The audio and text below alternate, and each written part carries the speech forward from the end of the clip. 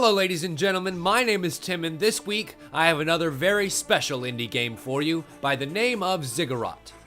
Developed by Milkstone Studios, a small company in Asturias, Spain, Ziggurat is a roguelike first-person shooter that uses many of the best mechanics of the genre to its advantage, thus creating a game that feels wholly unique, something very difficult to do in the first-person shooter genre.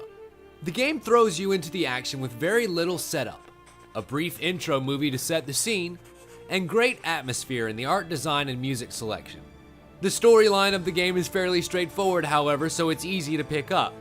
You are one of a group of apprentice mages attempting to prove themselves worthy to join the Brothers of Daedalon by climbing to the top of the Ziggurat, an ancient magical tower of untold danger containing puzzles, traps, and the most evil-looking carrots I have ever seen. Seriously, look at these things. But we brave our way in, the temptation of greater powers being too much to bear. Armed only with your wand and your wits, it's time to begin our ascent into the Ziggurat. So, from the menu screen, let's take a look at how your average run will play. Pressing New Game allows you to pick your starting character from one of 12 classes. You only have Argo, the main character, to begin with, but the unlock conditions for the rest are laid out before you, so from the start, your quest is clear. The game then plops you down on the ground floor, deep in the halls of despair, with only your map and your wand to guide you. The objective is simple enough: travel the floors, killing monsters, gathering experience and loot, until you find the key that summons the guardian of this floor and the portal to the next. But in your way will be a cavalcade of obstacles, monsters of varying sizes and specialties, special event rooms that have bonus conditions attached to them, challenge rooms that offer high-risk, high-reward opportunities, all the way down to simple trap rooms designed to whittle away your reserves bit by bit. Thankfully, there are many different ways you can grow stronger and combat them, starting with your weapons. Your arsenal consists of 4 types of magical weapons: your default wand, magical spells, staves, and alchemy. Each uses a different type of mana as ammo, and you can only carry one weapon of each type.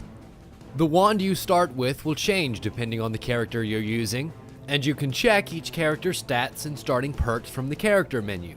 But it will always have regenerating ammo, and will always be the weakest weapon you carry. Spells usually cover a wide or short range and can take many forms: fire and ice, enemy-seeking rings and skulls, gale force winds, and even acid breath. But they all do mid to high levels of damage. Staves are mid to long-range weapons that have a wide variety of uses. The Eye of Twilight fills the machine gun role, the Staff of Atlantis can freeze enemies in place, the Scarab Beetle's staff fires projectiles that bounce around the room, and the Solar Staff is a one-shot, high-velocity, high-damage weapon that pierces through enemies. And alchemy are usually explosive weapons of some type, with wide areas of effect, some leaving behind fire, some spreading poison in all directions, and every single weapon of every type have a specific firing pattern to that weapon, primary and alternate fire, and a unique targeting reticle and feel that lends to that atmospheric playstyle building I described earlier. As a minor note, the targeting reticle also acts as the enemy's health bar. Remember, green to red, your enemy is dead.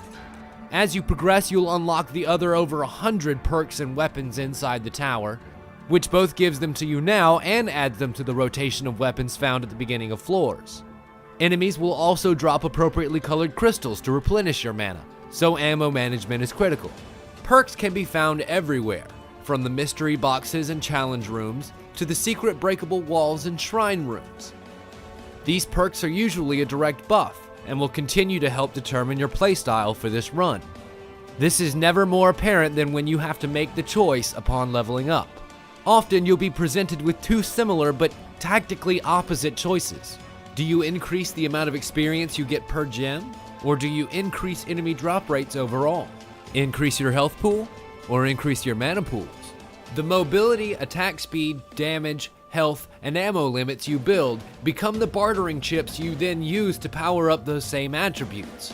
So the choices you make will drive your playstyle, and in turn your playstyle will drive the choices that you make. It's a wonderful system that makes runs feel fresher for longer, and rewards both your successes and your failures. New items are unlocked with nearly every run, whether it be by skill or through secret finding, or pity unlocks because you've died so many times, because sometimes you just get overwhelmed. But with a little bit of practice and patience, bobbing and weaving through enemy attacks, turning and blasting them all away becomes almost second nature. Because while the difficulty may ramp up dramatically, the powers and weapons available to you grow as well, which helps balance out a learning curve through bullet hell. And speaking of enemies, they're not just going to sit there and take it either. There are more than 30 enemy types in the game, each with their own attack and movement types. Some charge at you head on, while others prefer the slimy slide. There are shamans and liches and long-range bombers and close-range bruisers and tons of others all gunning for your head. And as you reach higher levels, random modifiers will also be applied to individual enemies, denoted by colored auras around that enemy. A red aura means more damage output, a blue aura is higher defense, and a green aura means the enemy has haste, both to attack speed and movement speed. But as you would expect, the tougher the enemy, the greater the reward that comes from it. And learning how to counter their attacks can render even the hardest hitting or fastest moving monsters ineffectual.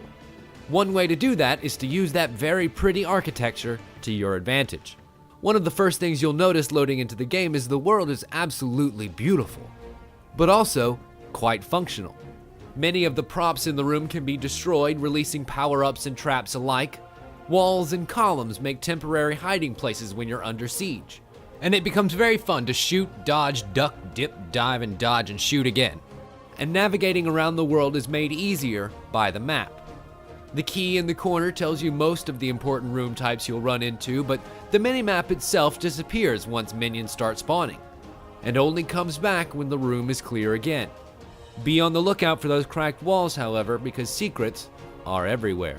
And finally, we return to the title to take a look at the options menu. It's fairly thorough, with the ability to scale the interface size and field of view built right in, but the graphical settings only give you a few toggles for reflections and VSync, leaving the rest of the settings under the low, medium, and high canopy.